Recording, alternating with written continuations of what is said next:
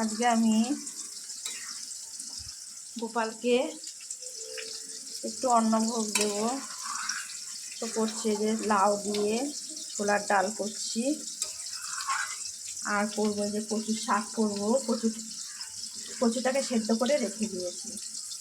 আর এই যে 5 রকম ভাজা, এই যে 5 রকম ভাজা, ডাল, কচুর শাক করব, আর করবো এই দেখো মোচা করবো। মোচাটাকে সেদ্ধ করে রেখে দিয়েছি। পনির করব, আলু দিয়ে পটল দিয়ে চাটনি করব। এগুলো সব কেটে রাখা হয়েছে, এখনও করিনি। তো বন্ধুরা, হলেই তোমাদেরকে আবার দেখাবো। কালকে মনসা পুজো ছিল, আমাদের রান্না করতে নেই, সেই জন্য কালকে গোপালকে দিতে পারিনি।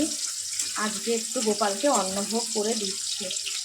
আর গোবিন্দভোগের চালের ভাত করব, পরে সেইগুলো তোমাদের আবার দেখাবো।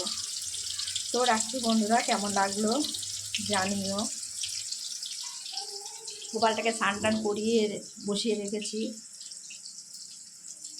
1:30টা নাগাদ ভোগ লাগাবো। তো রাখছি বন্ধুরা, তোমরা সকলে ভালো থেকো। এই 2-3 দিন ধরে আমি কাউকে কমেন্ট করতে পারিনি ভালোভাবে, কাউকে। আমার এত কাজের চাপ ছিল পুজো নিয়ে। তো ভালো থেকো, রাখছি বন্ধুরা। আমি আবার পরে তোমাদেরকে ভিডিও করে দেখাবো।